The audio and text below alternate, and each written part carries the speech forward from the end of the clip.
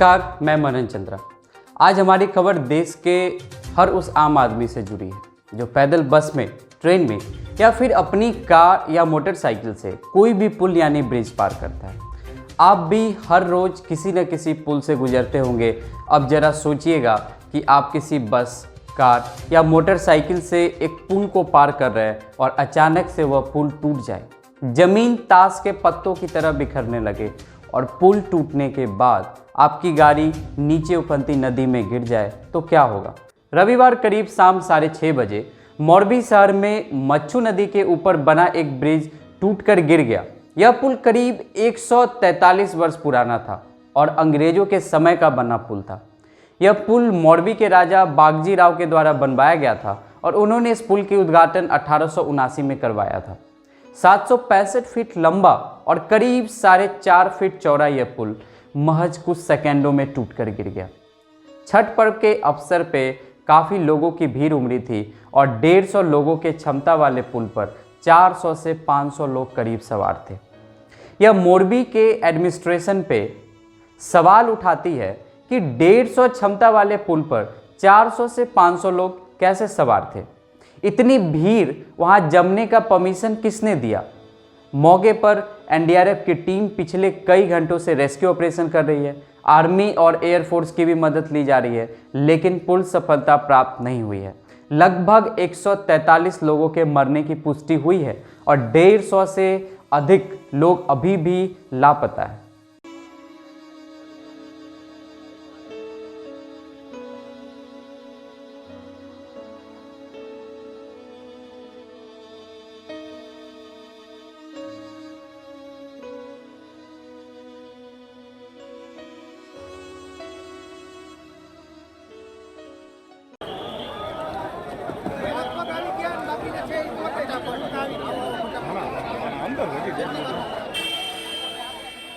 अभी तो काम बहुत जोर से चल रहा है, लेकिन ये घटना 6:30 बजे घटना घटी है। तो 6:30 बजे ये पुल जो टूटा, तो अभी दिवाली का माहौल था, तो दिवाली में क्या है, सब गेस्ट लोग यहाँ आते हैं, तो ये घूमने की बहुत अच्छी जगह थी, तो सब घूमने आए थे। बहुत छोटे छोटे बच्चे थे साथ में लेके। तो अभी जो घटना में अभी 60 का तो डेड बॉडी निकल चुका है मोरबी सिविल हॉस्पिटल में। तो ज़्यादातर छोटे लोग ही थे, बच्चे ही थे। और जो पुल टूटा, तो टूटने के एक के ऊपर दूसरे, दूसरे के ऊपर तीसरे गिरे, इसलिए ज़्यादा ये घटना में डेथ हुई है। 6:30 के करीब लगभग ये घटना हुई है, क्योंकि आज संडे का दिन था, इसलिए करीब दीपावली की छुट्टी हुई थी बच्चों लोगों के, और जो भी घूमने के लिए यहाँ पर आए हुए थे। इतना मेरे को दुख लगा है, जो कोविड में था ने, उससे ज्यादा भी मेरे को आज बहुत तकलीफ हुई है। पिघले 7-8 महीने की बालक होगा, वो भी डेथ हो गई।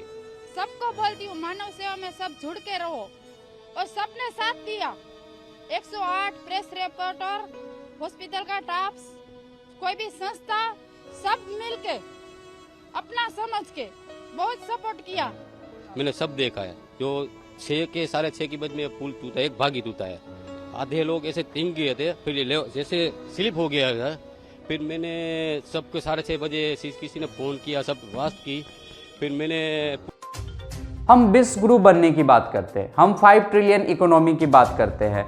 हमारा 5 ट्रिलियन इकोनॉमी का लक्ष्य है, समृद्ध और सफल बनने का संकल्प है। लेकिन आप देखिए कि आज भी विडंबना यही है कि आज़ादी के इतने वर्षों बाद भी हमें अपने सड़कों पे, पुल पे सुरक्षित चलने का स्वराज नहीं मिल पाया। हम अक्सर सुनते हैं कि कहीं पुल गिर गई, कहीं सड़क टूट गया, और सबसे दुख की बात यह है कि अक्सर उद्घाटन के बाद ब्रिज या सड़क टूट जाने की खबर आती है। देश का हर नागरिक इस बात को जानता है और अच्छी तरीके से और भली भांति जानता है कि किसी भी सड़क का जब बजट तैयार किया जाता है तो कॉन्ट्रैक्ट के नाम पे भ्रष्टाचार को बजट एक पहली भेंट होती है, और दूसरा कॉन्ट्रैक्ट देने में जो ब्राइब लिया जाता है वो दूसरी भेंट होती है, और खराब मटेरियल से इसे पोषित कर दिया जाता है। जो सवाल यहाँ निकल कर आ रही है कि क्या यह एक्ट ऑफ गॉड है या एक्ट ऑफ फ्रॉड। इतना बड़ा ब्रिज टूट गया तो क्या कहते हैं ये लोग? ये कहते हैं ये तो एक्ट ऑफ गॉड है दीदी, ये एक्ट ऑफ गॉड नहीं, ये तो एक्ट ऑफ फ्रॉड है, फ्रॉड। जब भी कभी पुल टूटने की हादसा होती है या कोई सिस्टम की लापरवाही से दुर्घटना होती है तो सिस्टम कभी नदी को दोषी मान लेती है, कभी बाढ़ को।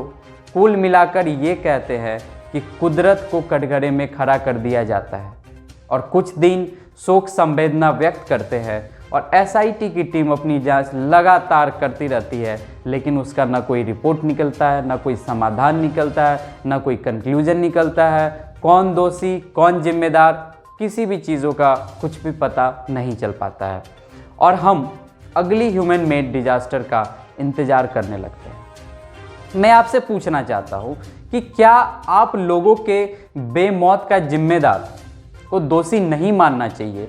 क्या इसे आपराधिक दायरे में नहीं लाना चाहिए कि अगर किसी की बेमौत मृत्यु होती है या किसी ह्यूमन डिजास्टर और मैन मेड डिजास्टर की वजह से किसी की मृत्यु होती है तो क्या इस बेमौत मृत्यु को आपराधिक दायरों में नहीं लाना चाहिए? क्या इसे भी एक्ट ऑफ गॉड करार देकर बाकी मामलों की तरह भूलकर आगे बढ़ जाना चाहिए? लगभग 50 ऐसे बच्चों की मृत्यु हुई है जिनकी उम्र 15 वर्ष से कम है और यह नेशनल एसेट का लॉस है। ओरेवा नाम की प्राइवेट ओन्ड कंपनी जो क्लॉक मैन्युफैक्चरिंग की एक बड़ी कंपनी है, अजंता की घड़ी आप सब ने जरूर सुना होगा और यह कंपनी क्लॉक मैन्युफैक्चर करती है। जब इस कंपनी की आप क्रेडेंशियल की जांच करेंगे तो इस कंपनी की रोड कंस्ट्रक्शन में कोई एक्सपीरियंस नहीं है। इस कंपनी की ना कोई एक्सपीरियंस है रोड कंस्ट्रक्शन में, इस कंपनी की ना कोई एक्सपीरियंस है रेनोवेशन में। तो इस कंपनी को इतने पैसे का कॉन्ट्रैक्ट कैसे मिल जाता है? यह तो क्लॉक मैन्युफैक्चरिंग की कंपनी है। सवाल यह है कि क्लॉक मैन्युफैक्चरिंग कंपनी को ब्रिज की रेनोवेशन करने का किसने कॉन्ट्रैक्ट दिया, जबकि इस कंपनी की कोई भी बैक हिस्ट्री नहीं बताती। जब आप इस कंपनी की बैक हिस्ट्री जाके चेक करेंगे तो इस कंपनी की कोई भी बैक हिस्ट्री यह नहीं बताती है कि यह कंपनी ब्रिज मेंटेनेंस की कंपनी है। इस ब्रिज के उद्घाटन की डेडलाइन अभी भी कुछ महीने बाकी है। तो सवाल यह है कि कंपनी को इतनी जल्दी क्या पड़ी कि उन्होंने इस ब्रिज का उद्घाटन समय से 5 महीने पहले ही कर दिया। ये लगभग 800 करोड़ टर्नओवर की कंपनी है और महज 7,000 प्रॉफिट के लिए 150 क्षमता वाली पुल पर 500 लोगों को जाने की इजाज़त दे दी जाती है। न फिटनेस सर्टिफिकेट लिया जाता है, न एनओसी लिया जाता है, न किसी की इजाज़त। आज मैं मोरबी के प्रशासन पे ये सवाल उठाना चाहता हूँ, मोरबी के प्रशासन से ये सवाल करना चाहता हूँ कि आप इतने बेहोश और मदहोश थे कि आपको कानों कान ये खबर नहीं हो पाई, आपको ये पता नहीं चल पाया कि मोरबी केबल ब्रिज का उद्घाटन हुआ। उन्होंने साफ इनकार कर दिया कि हमें कुछ पता ही नहीं था कि मोरबी केबल ब्रिज का उद्घाटन हुआ या नहीं हुआ, ब्रिज संचालित हुआ या नहीं हुआ। गुजरात पर्यटन विभाग के सबसे आकर्षण वाली लिस्ट में यह जगह शामिल है। मेरा सवाल आज इस घटना से कहीं ऊपर है कि हम भारत के लोग आखिर कब तक भ्रष्टाचार के गुलाम बन के रहेंगे और कब तक इस बेमौत को सहन करते रहेंगे। और ये सारी ह्यूमन मेड डिजास्टर है और ये एक्ट ऑफ गॉड नहीं, ये एक्ट ऑफ फ्रॉड है। प्रधानमंत्री मोदी ने पूरे क्षेत्र की घटनास्थल पर जाकर जायजा लिया और जख्मी लोगों से मिलने के लिए अस्पताल भी गए और इस घटना की जांच का आश्वासन दिया और दोषियों को कड़ी से कड़ी सजा देने की भी बात कही है।